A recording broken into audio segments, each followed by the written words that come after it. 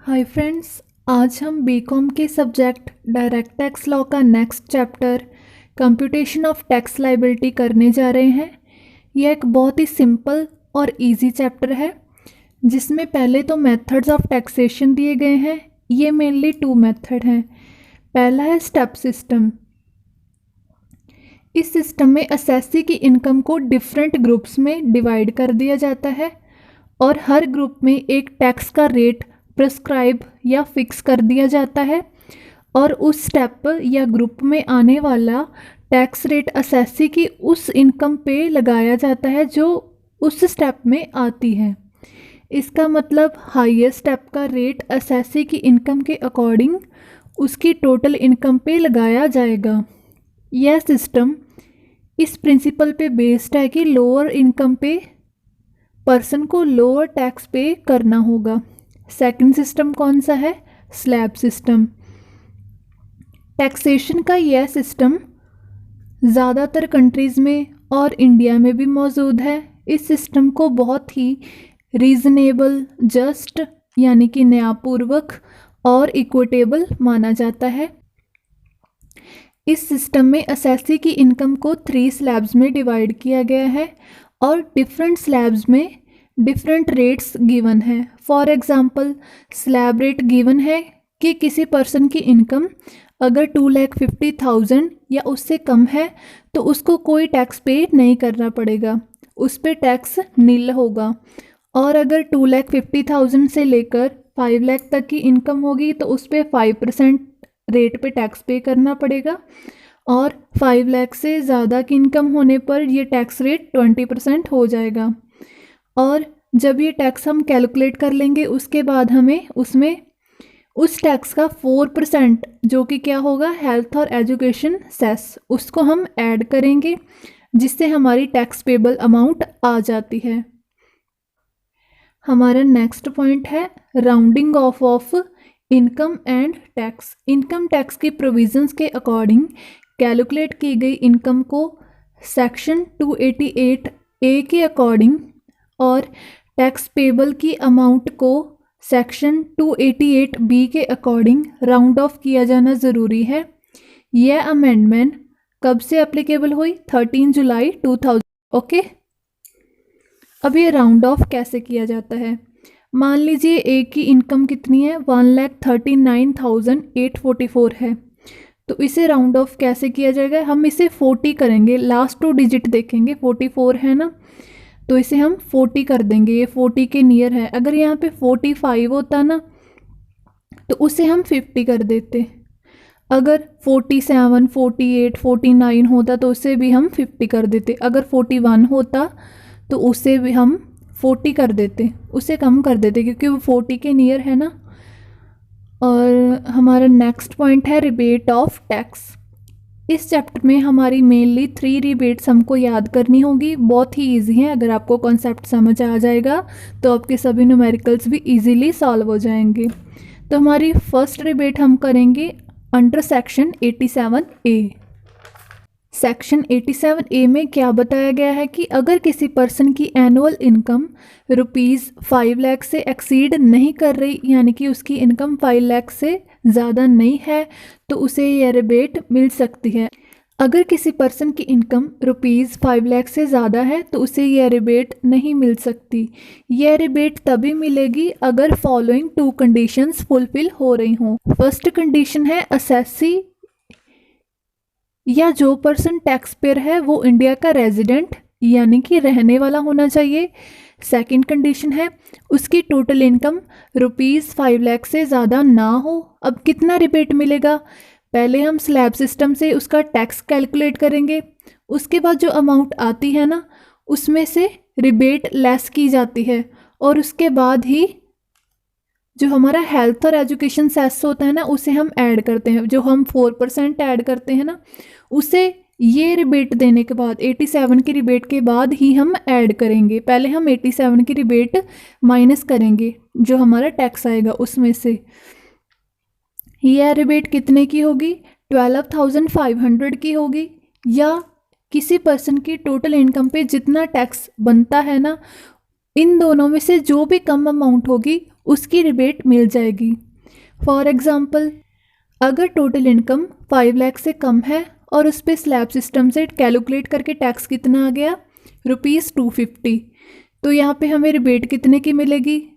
Rebate या तो हमें मिल सकती है 12,500 की, या जो हमारा टैक्स होगा, यहाँ पे टैक्स कितना है 250, यहाँ पे हमें कितने की रिबेट मिलेगी? कम कौन सा है? 250 ना, इसलिए ऑब्वियसली 250 की रिबेट उस पर्सन को अंडर सेक्शन 87A मिल जाएगी।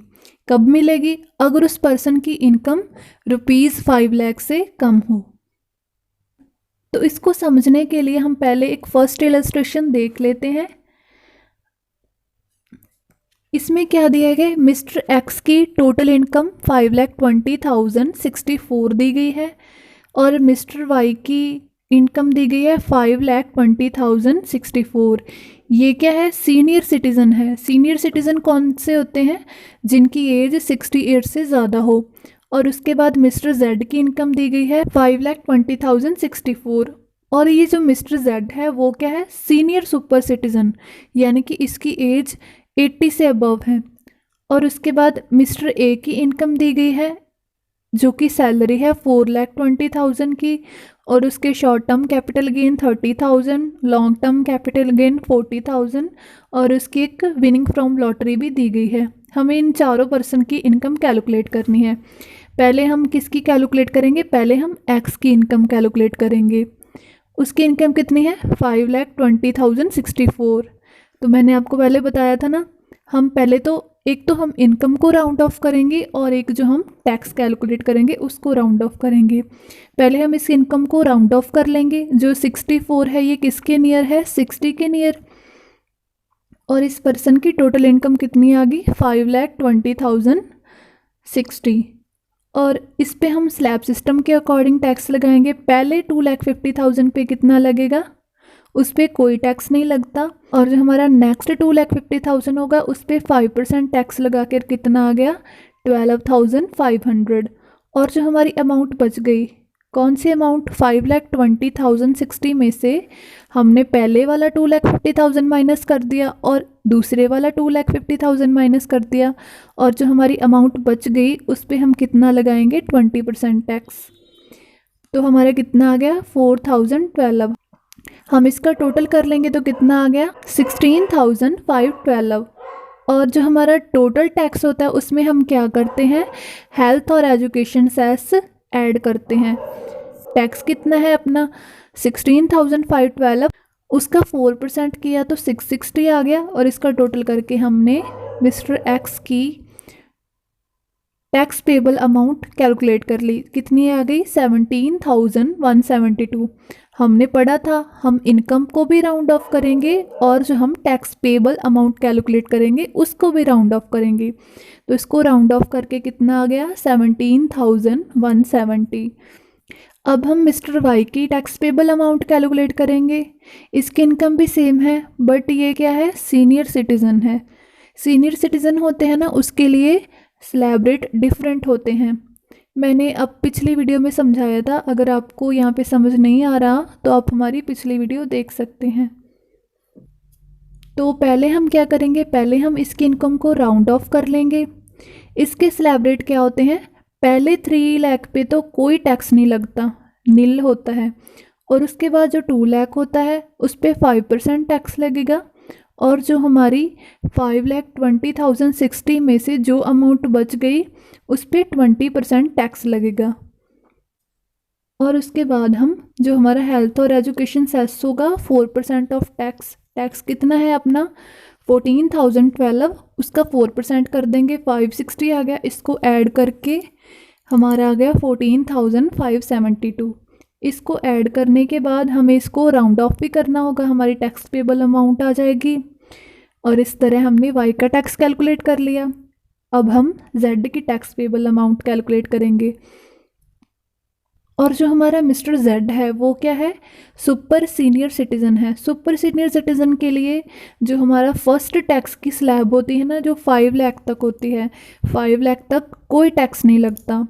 जो हमारा नॉर्मल रेजिडेंट होता है उस पे हम पहले 2,50,000 पे कोई टैक्स नहीं लगाते, और जो हमारा सीनियर सिटीज़न होता है उस पे पहले 3 लाख पे कोई टैक्स नहीं लगता, और जो हमारा सुपर सीनियर सिटीज़न होता है उस पे पहले 5 लाख पे कोई टैक्स नहीं लगता, और उसके बाद जो हमारी बैलेंस अमाउंट बच जाती है उस पे 20% टैक्स पे किया जाएगा। तो हमारा टोटल टैक्स आ गया। टोटल टैक्स पे हम 4% करके हेल्थ और एजुकेशन सेस पता कर लेंगे, उसको हम टोटल टैक्स में ऐड कर लेंगे, तो हमारी टैक्स पेबल अमाउंट आ जाएगी, जिसे हम क्या कर देंगे, राउंड ऑफ। और उसके बाद हमारा डी केस है। डी केस में हमें मिस्टर ए की इनकम कैलकुलेट करनी है। पहले हम क्या करेंगे, इसकी सैलरी इनकम को कैलकुलेट कर देंगे, और सैलरी में से हमें क्या करना होता है, सेक्शन 16 IA के अकॉर्डिंग हमें स्टैंडर्ड डिडक्शन देनी होती है। पहले हम उसकी सैलरी ले लेंगे, 4,20,000 गिवन है, और सैलरी में हमें डिडक्शन को लेस करना होता है। डिडक्शन कितनी है, 50,000। ये सेक्शन 16 IA के अकॉर्डिंग है। उसके बाद हमारी सैलरी इनकम आ गई, और उसके बाद हम कैपिटल गेन को लेंगे।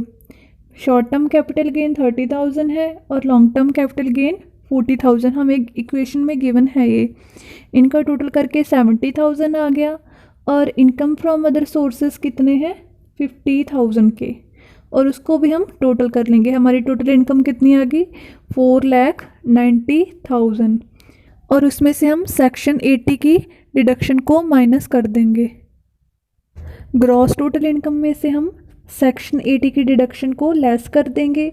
यहाँ पे नील दिया गया है। क्यों नील दिया गया है, क्योंकि अगर किसी पर्सन की इनकम में short term capital gain, long term capital gain, और अगर कोई कैजुअल इनकम जैसे कि यहाँ पे विनिंग फ्रॉम लॉटरी दिया गया है ना, अगर ये किसी पर्सन की ग्रॉस टोटल इनकम में इंक्लूड होना, तो हम 80 की डिडक्शन को क्लेम नहीं कर सकते। इसके बाद हमारी टोटल इनकम कितनी आ गई, 4,90,000। उसके बाद हम उस पर्सन की टैक्स लायबिलिटी कैलकुलेट करेंगे। हमारी टोटल इनकम कितनी आ गई, 4,90,000। जो ये हमारी टोटल इनकम है ना, इसमें different type of incomes include हैं। जैसे कि पहले तो एक तो है विनिंग फ्रॉम लॉटरी जो कि 50,000 है, और हमारे लॉन्ग टर्म कैपिटल गेन वो कितने हैं, 40,000 के, और अदर इनकम्स हैं 4 लाख की। तो हम पहले क्या करेंगे, विनिंग फ्रॉम लॉटरी पे तो हम अलग से टैक्स लगा देंगे 30%, ये टैक्स फिक्स होता है। और उसके बाद long term capital gain plan पे हम 20% टैक्स लगा देंगे, और जो हमारी बाकी की इनकम्स बच जाएंगी ना 4 लाख की, उन पे हम स्लैब सिस्टम के अकॉर्डिंग टैक्स लगाएंगे।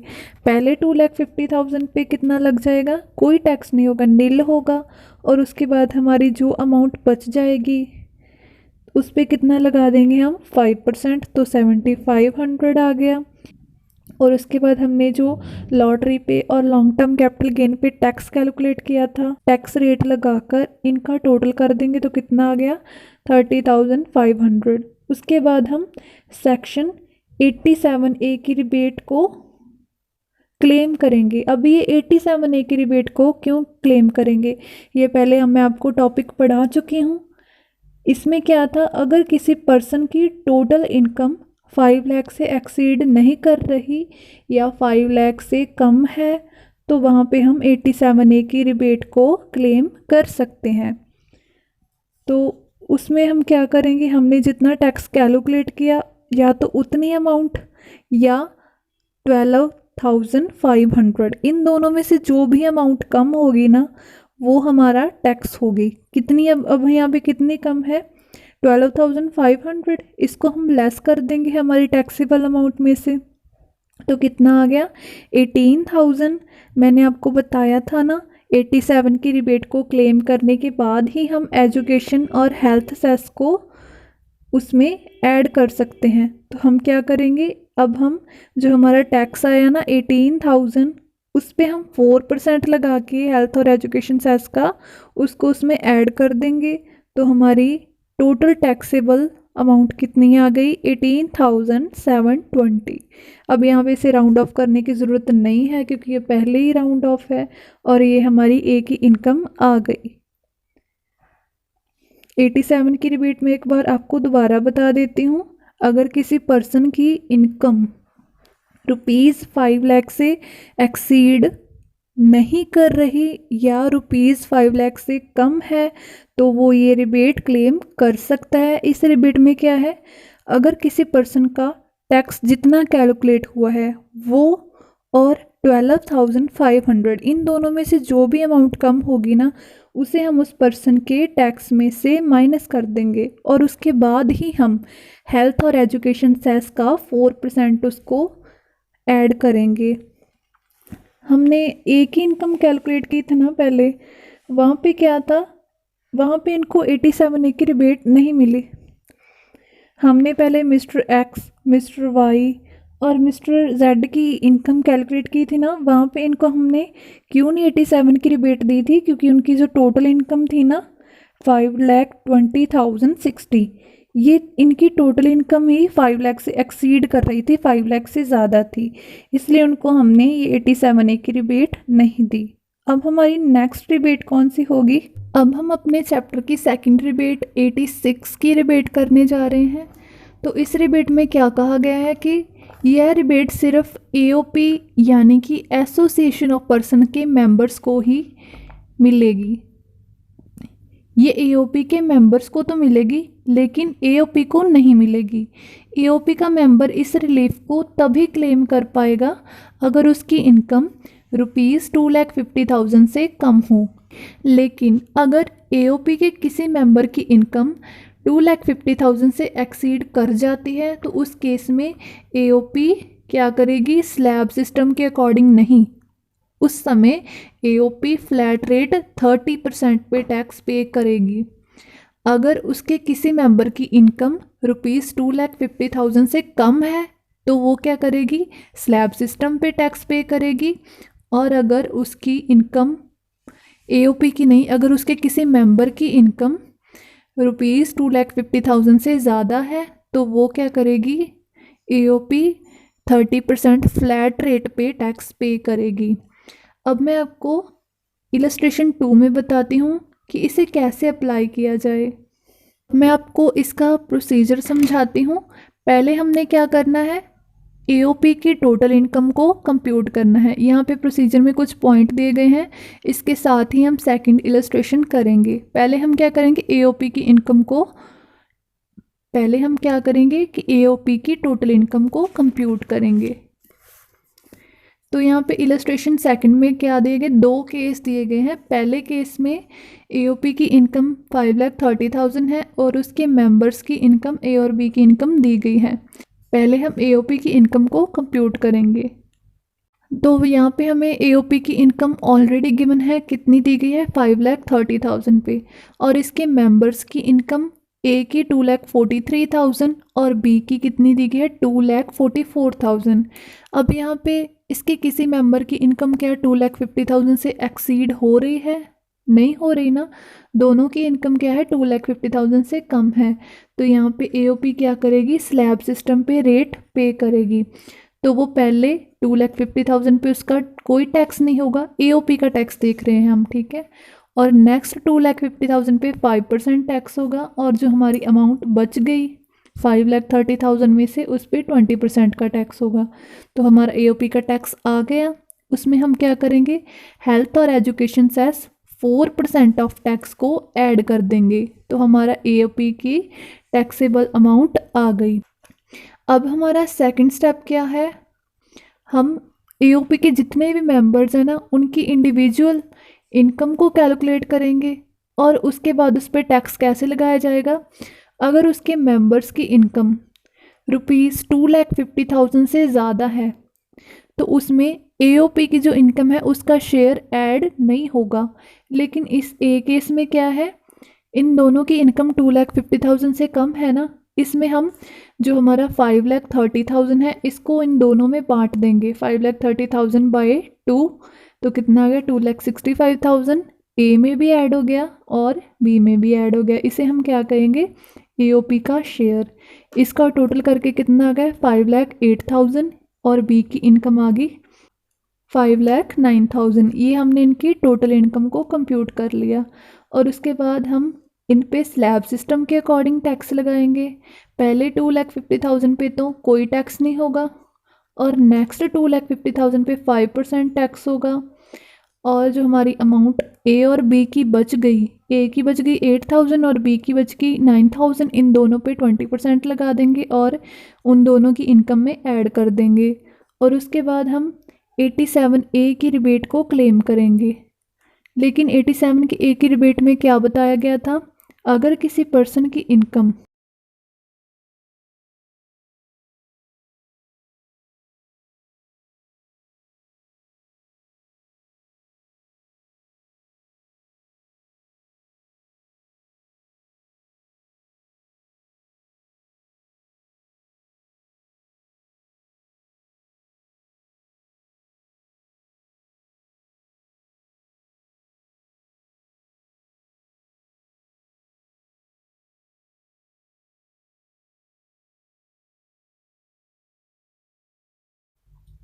₹87 की रिबेट में क्या बताया गया था, अगर किसी पर्सन की इनकम ₹5 लाख से एक्सीड कर रही है, 5 लाख से ज़्यादा है, तो उसे ये रिबेट नहीं मिल सकती। ए की इनकम कितनी है, 5,08,000, ये भी 5 लाख से ज़्यादा है, और बी की इनकम भी 5,09,000 है, वो भी 5 लाख से ज़्यादा है। इसलिए यहाँ पे जो 87 की रिबेट है उसे नीले लिखा गया कि यानी कि इन्हें कोई रिबेट नहीं मिलेगी। और उसके बाद हमारा जो टैक्स आ गया उसमें हम हेल्थ और एजुकेशन सेस 4% ऑफ टैक्स, जो हमने इनका टैक्स निकाला ना उसका 4% करके उसमें ऐड कर देंगे। और हमारे एओपी के जो मेंबर्स हैं ए और बी, उनकी टैक्सेबल अमाउंट आ गई। पहले हमने एओपी का टैक्स कैलकुलेट किया, उसके बाद उसके मेंबर्स का टैक्स कैलकुलेट किया। उसके बाद हमारा थर्ड स्टेप क्या है, हमने जो हमारा रिबेट ऑफ टैक्स है ना उसको एवरेज रेट पे लेस कर देना है। एवरेज रेट कैसे निकालेंगे, हमने जो ए की टैक्स पेबल अमाउंट निकाली थी ना उसको इंटू 100 बाई ए की जो टोटल इनकम है, इसका फॉर्मूला यहाँ पे स्टेप में दिया गया है प्रोसीजर में, और उससे हमने ए का एवरेज रेट ऑफ टैक्स निकाल लिया। उसी तरह हम बी का एवरेज रेट ऑफ टैक्स निकालेंगे। पहले बी का जो टैक्स पेबल अमाउंट है उसको मल्टीप्लाई 100 बाई बी की टोटल इनकम, तो हमारा बी का एवरेज रेट ऑफ टैक्स आ गया। और इन दोनों को हम क्या कर देंगे, इन दोनों की जो टैक्स पेबल अमाउंट थी ना, एवरेज रेट को उन दोनों की जो टैक्स पेबल अमाउंट थी उसमें से लेस कर देंगे। जैसे कि 14,664 माइनस 7,651, तो हमारा आ गया 7,013। अब इन दोनों को हम राउंड ऑफ कर देंगे, 7,013 तो हो गया 7,010 और 7,129 हो गया 7,000। और हमें इसी इलस्ट्रेशन में एक केस बी भी दिया गया है। केस बी में हमें एओपी की इनकम कितनी दी गई है, 2,60,000, और उसके मेंबर्स की इनकम दी गई है, ए की इनकम तो है 4,96,000 और बी की इनकम है 2,49,000। अब हम पहले एओपी के टैक्स पेबल अमाउंट कैलकुलेट करेंगे, बट यहाँ पे क्या है, जो हमारा मेंबर ए है ना उसकी इनकम 2,50,000 से एक्सीड कर रही है। अगर किसी एक मेंबर की भी इनकम 2,50,000 से ज़्यादा होगी ना, तो जो हमारा एओपी है ना उसका टैक्स हम स्लैब रेट पे कैलकुलेट नहीं करेंगे। अगर किसी एक मेंबर की भी इनकम 2,50,000 से भी एक्सीड हो गई तो हम एओपी की इनकम कैसे कैलकुलेट करेंगे, फ्लैट रेट 30% पे। तो हम यहाँ पे कैसे कैलकुलेट कर रहे हैं, जो हमारा 2,60,000 था उस पर हमने 30% लगा दिया तो 78,000 आ गया। उसमें हमने हेल्थ और education cess 4% of tax add कर दिया और एओपी के टैक्स पेबल अमाउंट आ गई। और सेकंड केस में एओपी के मेंबर्स की टैक्स लायबिलिटी को कंप्यूट करेंगे। पहले हमने ए की इनकम ले ली, फिर उसके बाद बी की इनकम ले ली, लेकिन यहाँ पे हम पहले केस में तो हमने एओपी के शेयर को ऐड किया था इन दोनों में, यहाँ पे ऐड नहीं करेंगे क्योंकि यहाँ पे एक पर्सन है, जो एक मेंबर है ना उसकी इनकम 2,50,000 से एक्सीड कर रही है, इसलिए यहाँ पे शेयर ऑफ एओपी क्या होगा, एग्जेम्प्टेड होगा, यानी कि इन दोनों में ऐड नहीं होगा। इनकी टोटल इनकम कितनी आ गई, ए की आ गई 4,96,000 और बी की आ गई 2,49,000। इन दोनों पे हम क्या करेंगे, स्लैब रेट पे टैक्स कैलकुलेट करेंगे। पहले 2,50,000 पे तो कोई टैक्स नहीं होगा, जिससे बी का टैक्स तो पूरी तरह ख़त्म हो गया, क्योंकि उसके पास तो पहले से 2,49,000 था, तो उसके पास कोई अमाउंट बची नहीं, बट एक ही अमाउंट बच गई। जो हमारी एक ही अमाउंट बच गई ना, उस पर हम 5% का टैक्स लगा देंगे, तो कितना आ गया 12,300। ये हमारी टैक्स पेबल अमाउंट एक ही आ गई, उस पर हम 87A की रिबेट को क्लेम करेंगे। अब यहाँ पे 87A की रिबेट को क्यों क्लेम किया है? क्योंकि जो हमारा ए था ना, उसकी इनकम 5 लाख से कम थी। अगर किसी पर्सन की इनकम 5 लाख से कम होगी तो वहाँ पे हम 87A की रिबेट को क्लेम करेंगे। इसमें क्या होगा, कैसे क्लेम करेंगे? इसमें या तो हमारी 12,500 या जो हमारा टैक्स अमाउंट आई ना 12,300, इन दोनों में से कम कौन सी है? 12,300 ना, उसको क्लेम करेंगे। उसको लिख दिया नीचे, इन दोनों को लेस कर दिया तो कितना आ गया नील। उसके बाद अगर हम हेल्थ और एजुकेशन सेस भी लगाएंगे ना नील पे, तो 4% ऑफ नील तो नील ही होगा। तो यहाँ पे क्या टैक्स लाइबिलिटी नील हो गई, कोई टैक्स लाइबिलिटी नहीं बनी इनकी, बट एओपी की बन गई। ओके, उसके बाद हमारी नेक्स्ट रिबेट करते हैं हम। उसके बाद हमारी नेक्स्ट और लास्ट रिबेट है इस चैप्टर की 89I की। 89 की रिबेट एरियर्स की रिबेट है। अब एरियर्स का मतलब क्या होता है? किसी पर्सन को पिछले किसी ईयर में इनकम तो हुई, इनकम उसकी जनरेट हुई, बट उसने रिसीव नहीं की, तो वह उस पर्सन का क्या होगा? एरियर, यानी कि उसे फ्यूचर में वो इनकम मिलने वाली है बट उसे अभी तक रिसीव नहीं हुई। यह रिलीफ तब मिलती है जब सैलरी एरियर्स में और इन एडवांस पे की जाती है। सैलरी उस ईयर में टैक्सेबल होती है जिसमें वो रिसीव होती है, बट अगर नीचे दिए गए केसेस में असेसी की टोटल इनकम में यह इनकम्स इंक्लूड हो तो वो असेसिंग ऑफिसर के पास रिलीफ के लिए अप्लाई कर सकता है। फर्स्ट कौन सी है? Salary being received in arrears और इन एडवांस। अगर किसी भी पास्ट सर्विस के लिए किसी पर्सन को पेमेंट ड्यू हो तो वो इस रिलीफ के लिए अप्लाई कर सकता है, बट इसका पीरियड कितना है? 5 ईयर से कम नहीं हो सकता, यानी कि उसे जो भी एरियर्स जनरेट हुए हैं ना वो 5 ईयर से ज़्यादा पुराने नहीं होने चाहिए। सेकंड पॉइंट है, जहाँ पे कोई पेमेंट किसी एम्प्लॉय के द्वारा उसके एम्प्लॉयर से ऐसा कंपनसेशन रिसीव हो, एम्प्लॉय को रिसीव हो रही है उसके एम्प्लॉयर से ऐसा कंपनसेशन, तो उस केस में एम्प्लॉय रिलीफ के लिए अप्लाई कर सकता है। कौन? एम्प्लॉय जिसको रिसीव हो रही है, बट उसका जो एम्प्लॉयमेंट का टाइम पीरियड होगा ना वो 3 ईयर से कम नहीं हो सकता। थर्ड पॉइंट, जहाँ पे पेमेंट पेंशन के नेचर की हो। फोर्थ पॉइंट, इसके अलावा कोई भी पेमेंट हो सकती है। यह सभी इनकम्स सैलरी हेड में आती हैं, बट पहले तीनों केस में इनकम्स पे relief income tax officer calculate करता है, और जो हमारा फोर्थ केस है ना उसमें आने वाली इनकम्स पे relief central board of direct tax calculate करता है। और इसके बाद कंप्यूटेशन ऑफ टैक्स रिलीफ कैसे की जाएगा, इसका प्रोसीजर दिया गया है। अगर सैलरी एरियर्स में या इन एडवांस रिसीव हो तो फर्स्ट स्टेप है सैलरी के एरियर्स या एडवांस सैलरी को करंट प्रीवियस ईयर की इनकम में ऐड किया जाता है और फिर टोटल इनकम पे टैक्स कंप्यूट किया जाता है। Second point, current previous year की इनकम से एरियर्स की अमाउंट एक्सक्लूड की जाती है और टोटल इनकम पे टैक्स कंप्यूट किया जाता है। फिर उसके बाद फर्स्ट स्टेप में कैलकुलेट किए गए टैक्स और सेकंड स्टेप में कैलकुलेट किए गए टैक्स में डिफरेंस किया जाता है। अगर सैलरी में एरियर्स और एडवांस सैलरी किसी प्रीवियस ईयर से रिलेटेड हो तो ऐसी अमाउंट को उसी प्रीवियस ईयर की टैक्स इनकम में ऐड किया जाता है जिससे वो बिलोंग करती हो, और रिवाइज्ड इनकम टैक्स कैलकुलेट किया जाता है और फिर उसी ईयर में पे किए गए टैक्स और रिवाइज्ड टोटल इनकम पे किए जाने वाले टैक्स में डिफरेंस किया जाता है। फिफ्थ स्टेप है सेकंड स्टेप और फोर्थ स्टेप में कैलकुलेट किए गए टैक्सेस के डिफरेंस को कंपेयर किया जाता है। अगर सेकंड स्टेप का टैक्स फोर्थ स्टेप के टैक्स से ज़्यादा हो तो एक्सेस अमाउंट की रिलीफ असेसी को मिल सकती है। सिक्स्थ पॉइंट, अगर एरियर्स एक से ज़्यादा प्रीवियस ईयर से बिलोंग करते हों तो उन एरियर्स को उनके डिफरेंट ईयर्स में ऐड किया जाएगा और ऊपर दिया गया प्रोसीजर फॉलो किया जाएगा।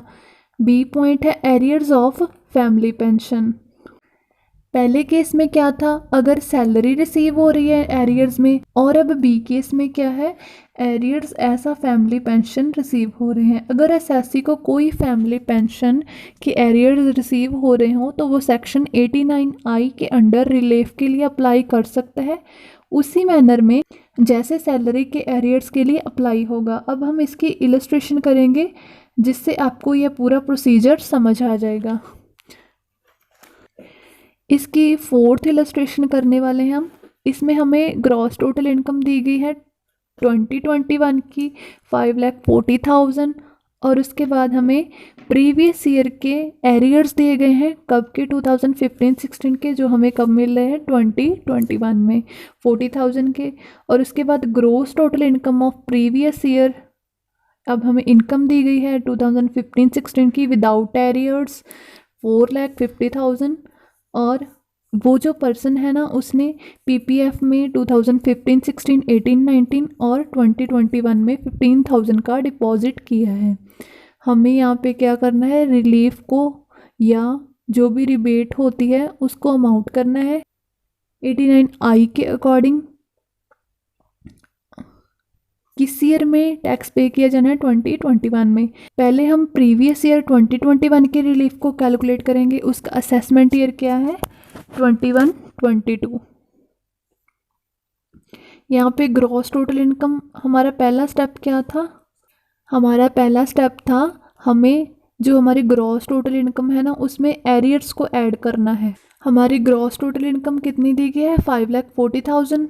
उसमें हम क्या करेंगे, एरियर्स को, यहाँ पे सेकंड पॉइंट में एरियर्स दिए गए हैं ना 15-16 के, जो हमें 2021 में रिसीव हो रहे हैं, उन एरियर्स को हम ऐड करेंगे ग्रॉस टोटल इनकम में। तो कितना आ गया, हमारी ग्रॉस टोटल इनकम 5,80,000 आ गई। अब हम क्या करेंगे, जो हमारी ग्रॉस टोटल इनकम आ गई ना उसमें से हम 80C की डिडक्शन को माइनस कर दें। ये जो हमारा deductions out of gross total income chapter है ना उसमें ये डिडक्शन दी गई है सेक्शन 80C की। इसके अकॉर्डिंग क्या है, अगर कोई पर्सन सेविंग्स करता है, यहाँ पे उसने पीपीएफ में डिपॉजिट किया, एक तरह से उसकी सेविंग्स को इन्वेस्ट ही किया है ना उसने। यहाँ पे उसने कितने का इन्वेस्ट किया, डिपॉजिट किया 15,000 का। और इस सेक्शन के अकॉर्डिंग क्या है, अगर कोई पर्सन पीपीएफ में डिपॉजिट कर रहा है तो उस अमाउंट का या 1,50,000, इन दोनों में से जो भी कम होगी ना उसकी डिडक्शन मिल जाएगी। अब यहाँ पे क्या है, 1,50,000 कम है या 15,000, 15,000 कम है, तो हमें 15,000 की डिडक्शन मिल गई। इसको लेस कर दिया ग्रॉस टोटल इनकम में से, तो हमारी टोटल इनकम आ गई एरियर्स के साथ, क्योंकि इसमें हमने क्या किया, एरियर्स को ऐड किया था। फिर उसके बाद हम क्या करेंगे, हमारी जो ये टोटल इनकम आई ना इस पे हम स्लैब रेट के अकॉर्डिंग टैक्स कंप्यूट करेंगे। तो हमारे पहले 2,50,000 पे कोई टैक्स नहीं, नेक्स्ट 2,50,000 पे 5%, और जो हमारी अमाउंट बच गई यानी कि 65,000 उस पे हम 20% टैक्स लगा देंगे। और उसमें हम सरचार्ज ऐड कर देंगे। सरचार्ज की अमाउंट हमारी नील थी और उनको ऐड करने के बाद हमारे टैक्स और सरचार्ज आ गए। उसमें हम क्या करेंगे, हेल्थ और education cess 4% of tax add कर देंगे, तो हमारी टैक्स पेबल अमाउंट आ गई।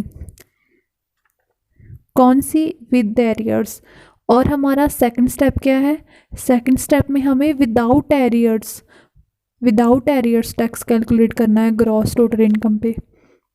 तो इसमें हमने क्या किया, हमने ग्रॉस टोटल इनकम वही ले ली 5,40,000 है ना, उसमें हमने एरियर्स यहाँ पे ऐड नहीं किए क्योंकि हम क्या कर रहे हैं, विदाउट एरियर्स कैलकुलेट कर रहे हैं। और इसमें हमने फिर से वही 80C की डिडक्शन क्लेम करी। कौन सी, पीपीएफ डिपॉजिट वाली। यहाँ पे 15,000 था, उसे लेस कर दिया और टोटल इनकम आ गई। और टोटल इनकम पे हम स्लैब रेट के अकॉर्डिंग टैक्स कंप्यूट करेंगे और हमारा टैक्स आ गया। उसके बाद हम हेल्थ और एजुकेशन सेस ऐड करेंगे। तो हमारी टैक्स पेबल अमाउंट आ गई। अब हम क्या करेंगे, जो हमने स्टेप 1 में टैक्स कंप्यूट किया था यानी कि विद द एरियर्स, उसमें हमने एरियर्स ऐड किए था ना, और उस टैक्स में से हम स्टेप 2 में जो हमने टैक्स कंप्यूट किया है विदाउट एरियर्स वाला, उन दोनों को माइनस कर देंगे, हमारा डिफरेंस आ जाएगा 8320। सभी सम्स में हमने ऐसे ही करना है, पहले हमें विद द एरियर्स कंप्यूट करना है और हमें फिर विदाउट एरियर्स कंप्यूट करना है और उन दोनों का डिफरेंस कर देना है। अब हमारा थर्ड स्टेप क्या है, हमें प्रीवियस ईयर 2015-16 की टैक्स को कंप्यूट करना है। उसका असेसमेंट ईयर कौन सा है, 16-17। पहले हमें विदाउट एरियर्स इनकम लेनी है, कितनी है, 4,50,000। अब हम ये जो थर्ड पॉइंट दिया गया ना इलस्ट्रेशन की इक्वेशन में विदाउट एरियर्स वाला, वो लेंगे 4,50,000 वाला। उसमें हम क्या करेंगे, एरियर्स को ऐड कर देंगे, एरियर्स दोनों के सेम ही है, ओके, क्योंकि हम 16-17 असेसमेंट ईयर का कर रहे हैं ना, उसमें एरियर्स ऐड कर देंगे, हमारे ग्रॉस टोटल इनकम आ गई। उसमें से हम डिडक्शन लेस कर देंगे, क्योंकि ये जो पीपीएफ डिपॉजिट है ना हमें दिया गया है, ये 2015-16 में भी है, 2018-19 में भी और 2021 में भी। इसको हम क्या करेंगे, इसकी हम सेक्शन 80C के अंडर डिडक्शन को क्लेम करेंगे, 15,000 इसको लेस कर देंगे, हमारी टोटल इनकम आ गई। और इस टोटल इनकम पे हम स्लैब रेट के अकॉर्डिंग टैक्स कंप्यूट करेंगे और उसके बाद हमारा टैक्स आ गया, उस पे हम सेक्शन 87A की रिबेट को क्लेम करेंगे। अब यहाँ पे सेक्शन 87A की रिबेट के अकॉर्डिंग 2,000 को लेस किया गया है, बट हमने तो पढ़ा था या तो 12,500 होगी या जो हमारी टैक्सेबल अमाउंट, इन दोनों में से जो भी कम होगी उसे लेंगे हम, बट यहाँ पे 2,000 क्यों दिया गया है, इसके लिए हमें एक नोट दिया गया है, यानी कि 2016-17 में 87 के लिए रिबेट कितनी मिलती थी, 2,000 की, लेकिन मिलती कब थी, अगर उस पर्सन की इनकम 5 लाख से कम हो तब। बट इस ईयर में क्या है, अगर किसी पर्सन की इनकम 5 लाख से कम हो तो उसको 12,500 या उसकी टैक्सेबल अमाउंट, इन दोनों में से जो भी कम होगी ना, उतना टैक्स की रिबेट मिल जाएगी। अब यहाँ पे 2,000 दिया गया है, क्यों दिया गया है मैंने आपको बता दिया, इसके लिए आप नोट भी पढ़ सकते हो, क्योंकि 2016-17 में यहाँ पे 2,000 तक ही रिबेट मिलती थी। और उसमें हम सरचार्ज ऐड करेंगे, सरचार्ज कोई भी नहीं है। और उसके बाद हम यहाँ पे हमने पहले तो हम हेल्थ और एजुकेशन सेस 4% ऐड करते थे ना टैक्स कंप्यूट करने के बाद, अब यहाँ पे 3% क्यों दिया गया है, क्योंकि 2016-17 में सेकेंडरी और हायर एजुकेशन सेस 3% था, अभी 4% हुआ है, लेकिन उस समय 3% था, इसलिए हमने टैक्स पे 3% लगाया और टोटल टैक्स आ गया हमारा। और फोर्थ स्टेप में हमें without arrears cross total income compute करनी है, उसमें हम एरियर्स ऐड नहीं करेंगे, उसमें हम पीपीएफ डिपॉजिट की जो हमारी सेक्शन 80C की डिडक्शन है उसको लेस करेंगे, टोटल इनकम आ गई। और उस टोटल इनकम पे हम स्लैब सिस्टम के अकॉर्डिंग टैक्स कंप्यूट करेंगे और फिर से उसमें हम सेक्शन 87A की रिबेट को लेस करेंगे 2,000, क्योंकि यहाँ पे 2,000 ही कम है ना, 18,500 और 2,000 में से कौन सी कम है, 2,000। और ये 2,000 क्यों है, क्योंकि 2016-17 में हम जो ये 87 की रिबेट है वो हम 2,000 की ही क्लेम करते थे। क्यों क्लेम करते थे, अगर किसी पर्सन की इनकम 5 लाख से कम है, तो यहाँ पे इनकम हमारी कितनी है, 4,35,000 ना, तो ये 5 लाख से कम है, इसलिए हम 87A की रिबेट को क्लेम कर रहे हैं। उसके बाद सरचार्ज ऐड करेंगे जो कि निल है, और उसके बाद सेकेंडरी और हायर एजुकेशन सेस जो कि 3% थे 2016-17 में, उसको ऐड करने के बाद हमारा टोटल टैक्स आ गया और हमें इन दोनों का नेट डिफरेंस पता करना है। तो हमने स्टेप 3 और स्टेप 4 में जो हमने टैक्स पेबल अमाउंट निकाली थी ना, उन दोनों का डिफरेंस करके कितना आ गया, 4,120। और हमारा 5th पॉइंट है, हमें सेक्शन 89 आइन में कितनी रिलीफ मिलेगी उसे कंप्यूट करना। उसके लिए हम क्या करें, पहले हमने जो असेसमेंट ईयर 21 22 के लिए जो हमने डिफरेंस पता किया था ना 8320, और जो हमने असेसमेंट ईयर 2016-17 वाला जो हमने डिफरेंस पता किया था, इन दोनों का डिफरेंस कर देंगे तो हमारा कितना आ गया 4200। तो हमारी 21 और 22 की टैक्स लाइबिलिटी अब हम उससे कंप्यूट करेंगे। तो हमारी करंट ईयर की टोटल इनकम क्या है 5,65,000, हमने स्टेप 1 में कंप्यूट की थी ना ये। और उसके बाद हमने उस पर टैक्स कितना कंप्यूट किया था 25,500, और उसमें हमने हेल्थ और एजुकेशन सेस ऐड किया तो कितना आ गया 1,020, और जो हमारा टोटल टैक्स कितना आ गया 20,520। और उसमें से हम सेक्शन 89(1) की रिबेट को लेस कर देंगे, कितनी हमने ये रिबेट स्टेप 5 में कंप्यूट की थी ना उसको लेस कर देंगे और हमारी टैक्स पेबल अमाउंट आ जाएगी। अगर आपको कुछ भी समझ ना आए तो प्लीज़ नीचे कमेंट करके ज़रूर बताना, और थैंक यू फॉर वॉचिंग। अगर आपको समझ आई हो तो इस वीडियो को अपने फ्रेंड्स के साथ ज़रूर शेयर करना।